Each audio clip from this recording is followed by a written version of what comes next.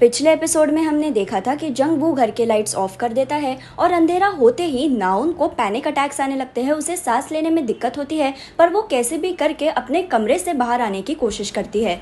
उन्हों को नाउन के हाफने की आवाज़ सुनाई देती है और वो समझ जाता है कि नाउन को अंधेरे के वजह से तकलीफ हो रही है, इसलिए वो जल्दी से जाकर उसे पकड़ लेता है और जंगवू पे चिल्लाता है कि घर के लाइट्स ऑन करो। जंगवू घर के लाइट्स ऑन करके नाउन को देखने आता है, पर वो इरिटेट होता है क्योंकि उन्हों नाउन को पकड़ के बैठा है, इसलिए जंगवू उन्हों को धक्का मार के उसे नाउन से दूर करके खुद नाउन को पकड़ लेता है और पूछता है, नाउन क्या तुम अंधेरे की वजह से नीचे गिर गई? क्या हम हॉस्पिटल जाए तुम्हारा चेकअप करवाने के लिए? नाउन कहती है, मैं ठीक हूँ, तुम यहाँ से जा सकते हो। और जंगवू वहां से निकलते हुए उन्हों को कहता है कि तुम यहाँ बैठकर क्या कर रहे हो, तुम भी मेरे साथ चलो, नाउन को आराम करने दो, उसे डिस्टर्ब मत करो। पर नाउन जंगवू की बात काटते हुए कहती है कि नहीं, उन्हों को मेरे साथ यही बैठने दो। जंगवू को यह बात बहुत बुरी लगती है, पर वो वहां से चला जाता है और फिर नाउन और उन्हों अकेले में बात करते हैं। नाउन उन्हों को पूछती है कि तुम्हें कैसे पता चला कि मुझे तकलीफ हो रही है? तो उन्हों बोलता है कि जब मैं तुम्हारी बॉडी में था तब अचानक से मुझे अंधेरे से डर लगने लगा, मुझे अंधेरे में सांस लेने में दिक्कत होने लगी,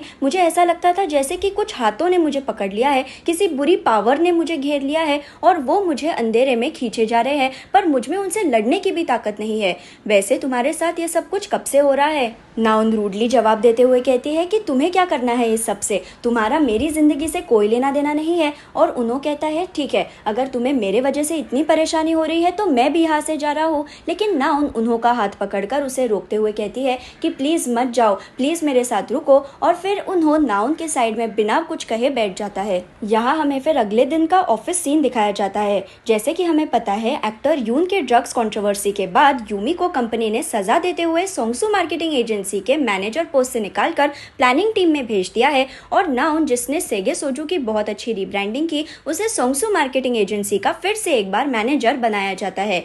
नाउन की सीनियर डायरेक्टर उससे पूछती है कि अब तुम फिर से अपनी ओरिजिनल पोस्ट पे आ तो गई हो, लेकिन उस प्लानिंग टीम का क्या जिनके साथ तुम इतने दिनों तक काम कर रही थी? नाउन बोलती है कि प्लानिंग टीम जहाँ थी वहीं पे रहेगी। और अब यहाँ हमें बताया जाता है कि जब टीम लीडर को प्रमोशन मिलता है तो बाकी के टीम मेंबर्स को भी प्रमोशन मिलता है। नाउन प्लानिंग टीम की लीडर थी, उसे प्रमोशन मिल गया, इसलिए ली लेक्स और जेनी भी खुश होते हैं, वो एक्साइटेड होते हैं क्योंकि उन्हें भी प्रमोशन मिलेगा। पर नाउन उन्हें जाकर कहती है कि तुम लोग सेलिब्रेट क्यों कर रहे हो? तुम्हें क्या लगा कि एक दो प्रोजेक्ट अच्छे करने से तुम्हें प्रमोशन मिल जाएगा? नहीं, तुम्हें यही प्लानिंग टीम में रहना होगा। और नाउन वहां से चली जाती है। ली लेक्स और जेनी नाउन का ये बदला हुआ एटीट्यूड देखकर शॉक होते हैं, क्योंकि इतने दिनों से वो नाउन को अच्छा समझ रहे थे, उन्हें उसके साथ काम करने में मजा आया, पर उन्हें ये नहीं पता था कि वो असली नाउन से नहीं, नाउन की बॉडी में फंसे हुए उन्हों के साथ काम कर रहे थे।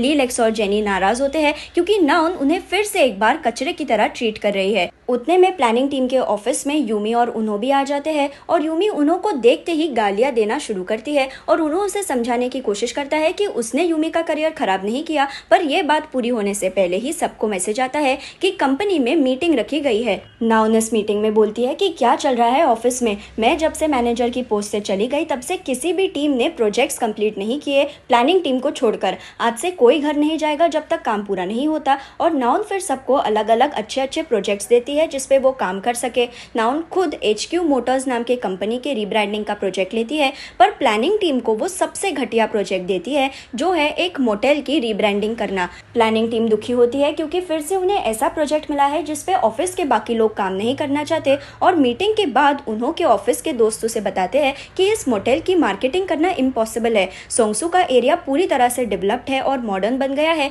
पर यह मोटेल अभी भी पुराने जमाने में फंसा है। मोटेल के आसपास इतना अंधेरा है कि लोग इसे भूत बंगला समझते हैं। इस मोटेल का रेप्यूटेशन भी अच्छा नहीं है क्योंकि शादीशुदा लोग वहां अपने पार्टनर्स पे चीट करने आते हैं और स्कूल के बच्चे जिन्हें रोमांटिक होने की कोई और जगह नहीं मिलती, वो भी इस मोटेल में जाते हैं। रात के वक्त फिर ली लेक्स, जेनी और उन्हों इस मोटेल को देखने जाते हैं, पर मोटेल के ओनर की पोती उन्हें मोटेल की चाबी देने के लिए तैयार नहीं होती, वो उन्हें मोटेल में जाने देने के लिए तैयार नहीं होती। जेनी इस पोती से बात करके चाबी तो ले लेती है, पर मोटेल के अंदर जाते ही ली लेक्स, जेनी और उन्हों डर से कांपने लगते हैं। ये मोटेल किसी पुराने बिल्डिंग की तरह होता है। मोटेल में बहुत ज़्यादा अंधेरा होता है और ऐसे लगता है कि किसी भी कोने से अब कोई भूत उन पे अटैक करेगा।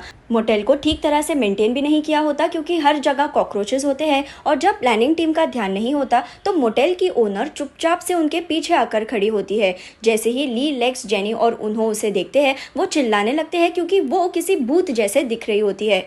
बाद में ली, लेक्स, जेनी उन्हों इस ओनर से बात करते हैं और ओनर उन्हें बोलती है कि मैं सोंगसू मार्केटिंग एजेंसी के पास मेरे मोटेल की रीब्रांडिंग करवाने के लिए गई तो थी, पर अब मैंने मेरा मन बदल लिया है। मुझे इस मोटेल की रीब्रांडिंग नहीं करवानी, मुझे इस जगह को बदलना नहीं है, तो तुम सब यहाँ से चले जाओ। प्लानिंग टीम पहले नाउन के धोखे से और अब इस ओनर के अजीब बर्ताव की वजह से परेशान हो जाते हैं और उन्हों तंग होकर कहता है कि रुको, मैं ये हैंडल कर लूंगा, और उन्हों साइड में जाकर डायरेक्टर हान को कॉल करता है।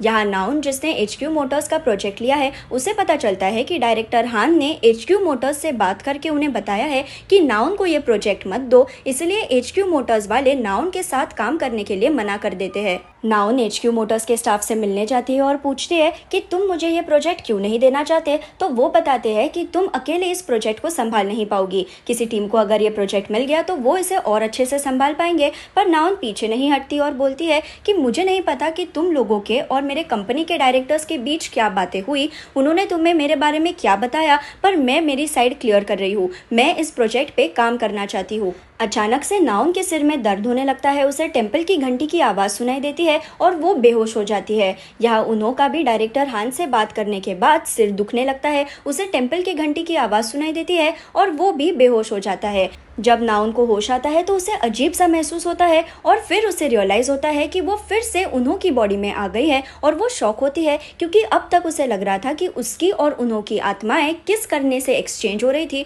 पर इस बार बिना किस किए ही वो उन्हों की बॉडी में आ गई है। उसी वक्त उन्हों के फोन पे डायरेक्टर हान का मैसेज आता है और नाउन इस मैसेज को चेक करती है। डायरेक्टर हान ने लिखा होता है कि मुझे लगता है कि हमारी डील पक्की हो चुकी है, अगर तुम्हें सच जानना है तो पहले तुम्हें मेरा काम पूरा करना होगा। और नाउन कंफ्यूज होती है कि डायरेक्टर हान और उन्हों के बीच एग्जैक्टली क्या बातें हुई होगी। हमें फिर यहाँ दिखाया जाता है कि आत्माएं एक्सचेंज होने से पहले जब उन्होंने डायरेक्टर हान को कॉल किया था तो डायरेक्टर हान ने उन्हों को बोला कि तुम्हें नाउन का HQ मोटर्स का प्रोजेक्ट खराब करना होगा, तो ही मैं तुम्हें वो इन्फॉर्मेशन दूंगा जिसके बारे में तुम मुझसे पूछ रहे थे। और यहाँ पर ये सीन कट हो जाता है। यहाँ उन्हों को जब होश आता है तो वो नाउन की बॉडी में होता है और उसकी HQ मोटर्स के स्टाफ के साथ मीटिंग शुरू होती है। उन्हों, जिसे हान ने नाउन के प्रोजेक्ट को खराब करने के लिए कहा था, उसे अब नाउन की बॉडी में आकर एक अच्छा मौका मिल गया है इस प्रोजेक्ट को खराब करने का, इसलिए वो स्टाफ को कहता है कि मैंने डिसाइड किया है कि मैं HQ मोटर्स का प्रोजेक्ट नहीं संभालना चाहता। यहाँ ये सीन कट होता है और फिर हमें दिखाया जाता है कि जब नाम, हान और उन्हों मिले थे तब हान ने उन्हों को बोला था कि क्या तुम नाउन की जगह लेना चाहते हो, क्या तुम सोंगसू मार्केटिंग एजेंसी के यंगेस्ट मैनेजर बनना चाहते हो, मैं तुम्हें इसमें मदद कर सकता हूँ, तुम्हें सिर्फ नाउन को बर्बाद करना है। उन्हों बोलता है कि मुझे मैनेजर तो नहीं बनना, पर मुझे कुछ और चाहिए, मैं 5 साल पहले जो कैंडल की कंट्रोवर्सी हुई थी उसका सच जानना चाहता हूँ, और शायद इसी इन्फॉर्मेशन को जानने के लिए उन्हों नाउन के प्रोजेक्ट को खराब करने की कोशिश कर रहा था। और यहाँ पर एपिसोड 16 खत्म हो जाता है।